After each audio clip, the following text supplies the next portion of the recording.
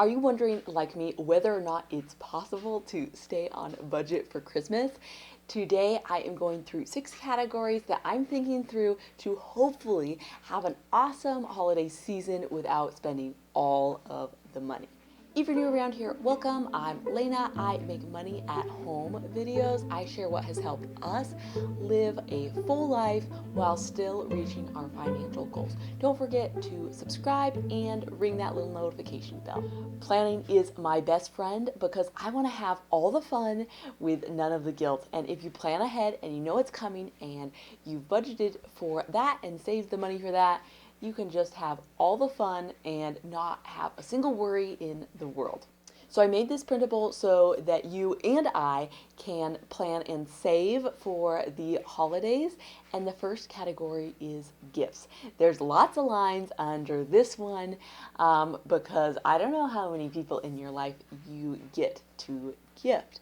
So you could use this a couple different ways. Maybe you could use the first column for the names, and then you could use the other column for your gift ideas. So it could all be on one page, even though then you'd have to keep it top secret if your kids can read. My kids can't read yet, so they will just have to guess. When you're thinking about who you get to gift, don't forget about your work bestie, your extended family, your secret Santa with your book club. I'm trying to remember those ones that I might forget later, and then I'll be like, oh, I gotta buy something for that, and then it costs money, and you're like, eek, that was not in the budget. But if you plan in advance, you know exactly what you're gonna need. My family of origin, we do like a big Thanksgiving shindig, and we exchange presents at that time.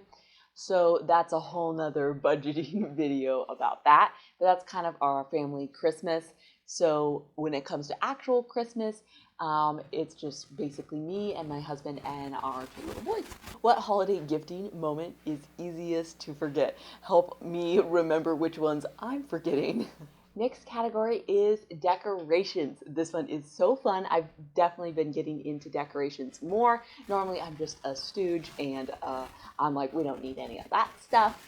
But I've definitely been having more fun. I might also want to pick up some other knickknacks. It's really fun as my son gets older. He actually enjoys shopping at Hobby Lobby with me and picking up fun decorations. So that's a special time for me too. So I want to make sure and budget for that. Also like Christmas lights. My husband loves Christmas lights on the outside of the house, and we just moved, so the house is bigger. So we may need to budget for some Christmas lights also. So I almost forgot, but in decorations, if you buy a live Christmas tree, this would be a great spot to budget for your Christmas tree. Next up is parties. So in this category, I'm thinking about local events that we will be attending. So that work party, that cookie exchange, the 3 favorite things party. And those cost money, and I want to plan for that and not be surprised like I normally am. You may have gotten some of these invitations already, but you may just be anticipating, like put, question mark party, $20 for question mark party, unknown party. But the parties that you do already know about, you can plan how much you think those are going to cost, and then you won't be surprised by that cost. Sometimes if it's a white elephant thing, I try to cut down on those costs by seeing if I have anything around the house, or like we got this whole pack of hot sauces at a white elephant exchange the other year, and then the next year we white elephanted that because we aren't much of hot sauce consumers. So if you have stuff like that laying around, you could cut down on that cost and still have a great time at those events. Next up is trips. Are you visiting people for the holidays? Are you getting together with people for the holidays? So we're thinking about those costs. So you're writing down all the trips that you're planning on taking, and then you're thinking about the expenses that might come with that. So don't forget about gas and the food contributions that you're making, and the time off work if you don't have enough paid leave to cover that. Are there any trip expenses that you often forget to budget for? Share those in the comments so that I can get up on making sure I don't forget anything either. Also, like day trips. We live like an hour away from like a fun Christmas town sort of place, and so maybe we would take a day trip there. So I want to make sure that that's on the list so that we have a little wiggle room in the budget if we decide to take a little trip. Hosting. Are people coming over to your house for any of the New Year's holiday or the Christmas holiday or whatever holidays you celebrate? Are you hosting? There's always expenses with that. Unexpected expenses like, oh, we need more paper plates. Oh, we don't have enough mugs. Oh, I don't have enough sheets. Decorations, extra stuff like that. So that can go in your hosting category. So you're writing down all the things that you're hoping to host. I'm hoping that I'm going to host some sort of girl party, and it's going to be real low key, but there will probably still be expenses. Maybe we'll make a special dessert, or maybe we'll have decorations or something fun or craft. And next is food.